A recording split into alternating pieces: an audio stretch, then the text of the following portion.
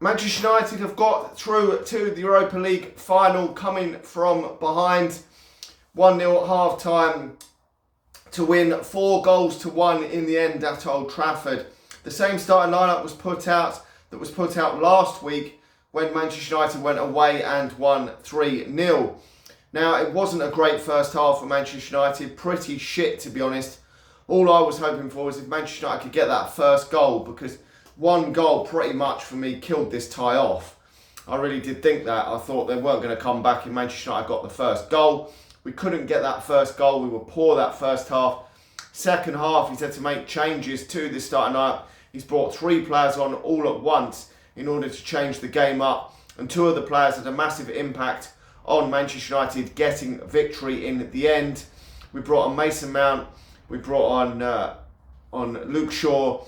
And we brought on Ahmad. And Ahmad and Mason Mount both made a massive impact. Mount scoring a nice shot into the side of the curling shot into the corner of the net to make it 1-1.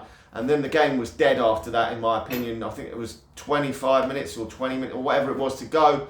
And Manchester United were home and host, in my opinion. We then did get that goal from Casimero as well to make it 2-1, and it was definitely a game over then for Manchester United.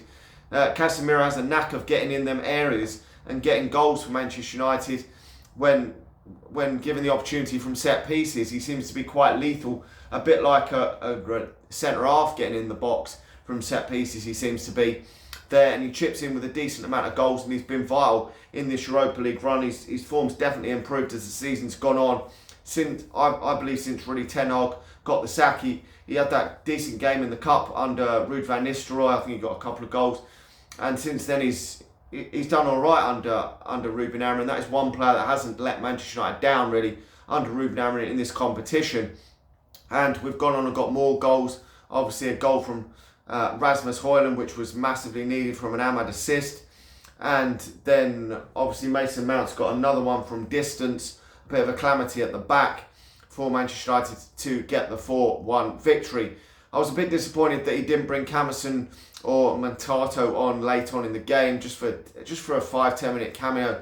When we went 2-1 up, he used up the substitutes, bringing Mainu on and Amas on. Mainu probably does need the minutes because he did miss a lot of games.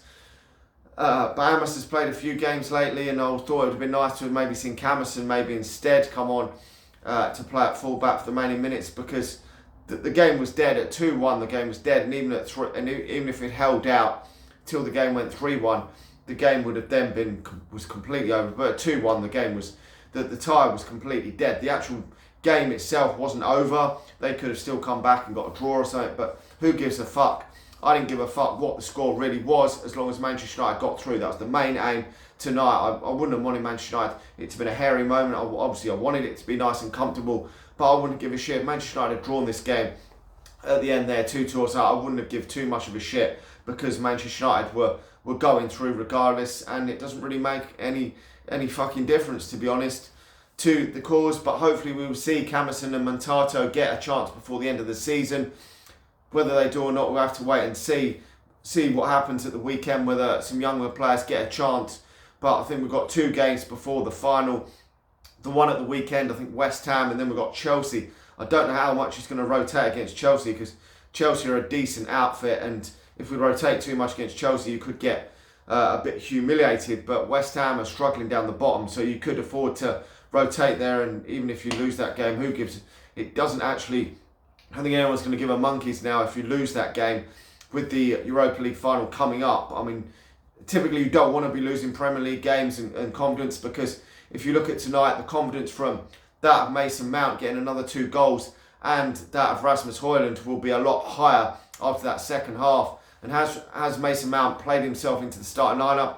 I don't know. There's going to be conundrums for Erik ten Hag to deal with going into that final, because Mason Mount's now come back.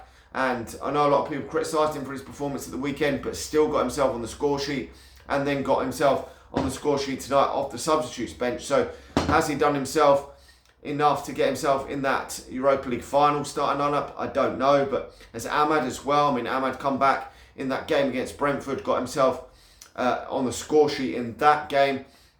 And then he's done quite well when he's come off the bench this evening and had a massive impact on the game. So them two players are vying for a starting place in the Europa League final, with the fact that, again tonight, Garnacho's missed a massive chance in that first half to make it 1-1. I mean, he was clean through. I don't really see any excuse as to how he's missed that one. I just don't. And although he's scored a few goals and got a little bit better, he's got to be putting that away. If he wants to continue playing Manchester United and go on to be a Manchester United great, you've got to put them chances away to take your goal tally up a notch to the 15-20 goal mark. You've got to be hitting the back of the net with them. And Manchester United would have been pretty, in my opinion, probably home and host if that chance had gone in, which it didn't. So, I mean, Garnacho's played a lot of football lately and did come off in the second half. I think he's played about 50-odd games this season, which is incredible for a guy that is only still 20 years of age. And I know he's come under a lot of criticism. I've criticised him, and so many fans have criticised him this season.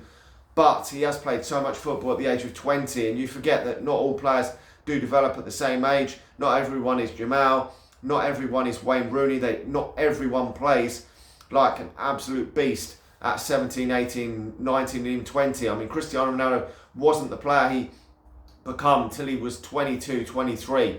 That was the sort of age where he started kicking on and becoming that household name in world football. When he was 19, 20, he wasn't great. And there was a lot of people calling for him maybe to be given the boot at Manchester United and sold, and then he turned it around. I'm not saying Garnacho is going to turn it around and be that great player like Cristiano Ronaldo, but we've still got to be patient, I think, if he is to remain at Manchester United. But he's got to be hitting the back of the net with them chances.